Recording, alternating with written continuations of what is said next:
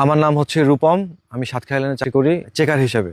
আমার কাজ হচ্ছে গাড়িতে কতজন যাত্রী আছে এটা এভারেজ গুণে একটা রিপোর্ট তৈরি করা এবং যদি অতিরিক্ত যাত্রী থাকে সেটা কোম্পানির বুকিং এর আওতায় আনা। যাত্রীদের উদ্দেশ্যে বলবো যে আপনারা যখন চেকার গাড়িতে ওঠে আপনারা কখনো কেউ বিরক্ত হবেন না।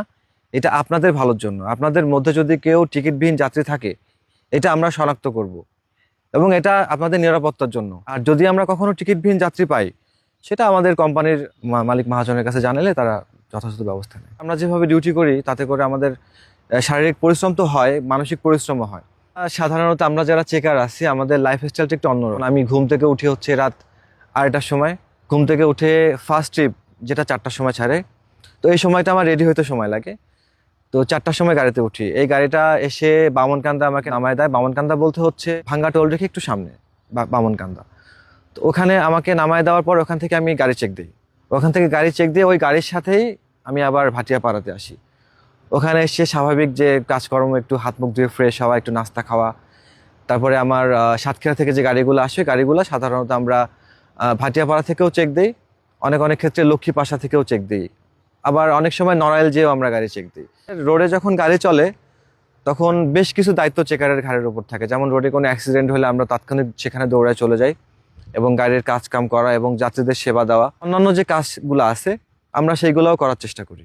যদি কখনো রাস্তায় আমাদের গাড়ি নষ্ট হয়ে যায় তাৎক্ষণিকভাবে যে রুটে গাড়িটা যাচ্ছে ওই রুটে যাওয়ার জন্য কাছাকাছি যদি কোনো গাড়ি থাকে এবং ওই গাড়িতে যতগুলো সিট খালি থাকে আমরা চেষ্টা করি সব যাত্রী ওই গাড়িতে উঠায় দেওয়ার জন্য। আমাদের কিছু কিছু ড্রাইভার আছে, এরা আসলে অনেক ভালো গাড়ি চালায়।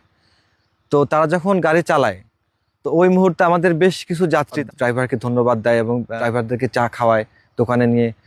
এটাই ভালো লাগা আছে আর কি। আমাদের গাড়ি সাধারণত এখন পদ্মা সেতু হয়ে যশোর নড়াইল দিয়ে ঢাকা যাচ্ছে সাতক্ষীরা থেকে, এবং সাতক্ষীরা থেকে খুলনা দিয়ে ভাটিয়াপাড়া হয়ে পদ্মা সেতু পার হয়ে ঢাকাতে যাচ্ছে। এবং আমাদের ওই পাশে ঘাটের সার্ভিস অ্যাভেলেবেল আছে, ফেরিঘাট দিয়ে বেশ কিছু গাড়ি চলতেছে।